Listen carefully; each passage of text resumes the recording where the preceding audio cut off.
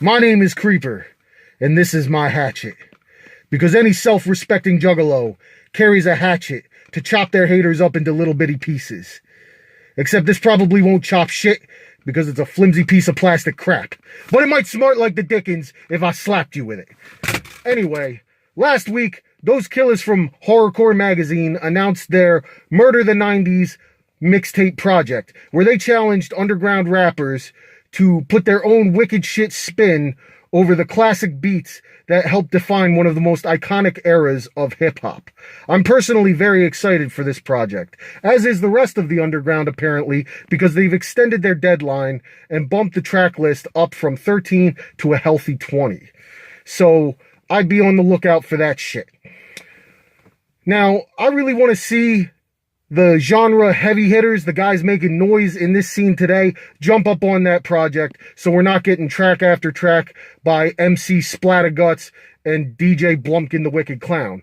But I digress. It also got me thinking about one of the only genuine horrorcore mixtapes to come out of the genre's incubation period in the 1990s, which really wasn't even a mixtape at all. It was the soundtrack to a movie. I'm talking about the soundtrack to the movie The Fear. Now, I can't rightly talk about the soundtrack without talking about the movie, even though to this day I still haven't seen it. But the movie itself was a bit of an oddity. Came out in 1995. It was a teen slasher that arrived in theaters when the genre itself was well out of fashion, a full year before Scream would resurrect the genre using a meta-narrative. I actually remember seeing commercials for it when I was a kid, and my frustrations in the glory days of the VHS horror section when I would go to try to rent the motherfucker, and all the clerks thought I was talking about the fucking Mark Wahlberg movie, which also came out in 1996. Either way, that's about all I really know about it. Something about like a woodblock guy. I'm still searching for it. It's on my list, alright? The soundtrack itself is a veritable who's who of the genre up to that point, with the lead-in being done by the one and only Esham, who also did a video for Morty's theme, which I'll leave a link to in the description. There's also appearances by Natas proper, the Gravediggaz, and the Flatlinerz, as well as a feature of the Insane Clown Posse's Juggalo classic Dead Body Man.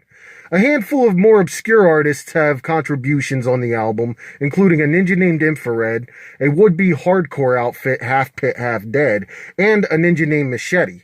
Now, Machete interests me most of all because he's not really horrorcore, but he does a reggae fusion of hip-hop where he sings in patois.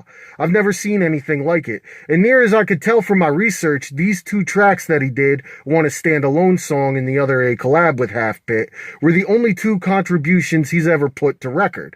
But from my research, it seems he did have a prolific career as a DJ and continued to do his music over on the West Coast.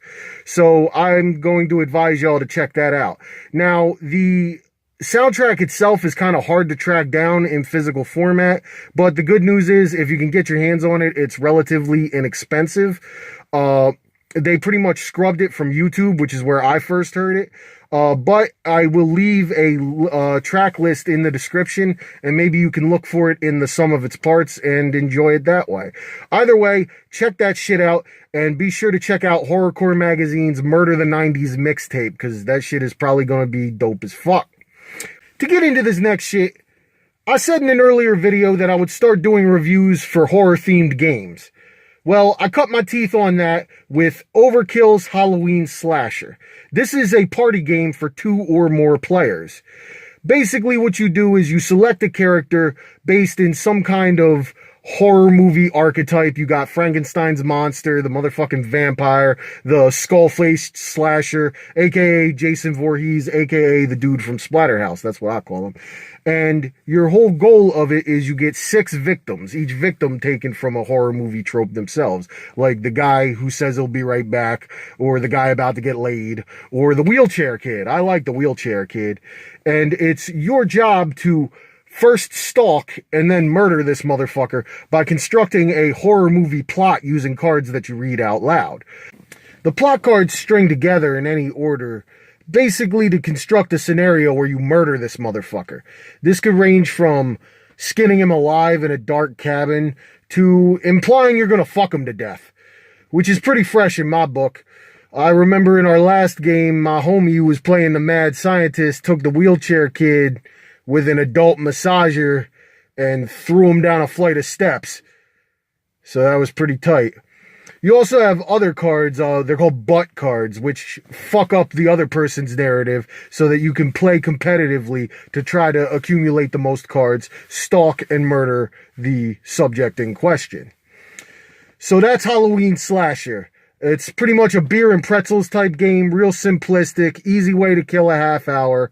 My first foray into the horror game genre, besides The Thing, which I got basically because it was cheap and I'm a broke bitch. That's why I run a YouTube channel off a cell phone.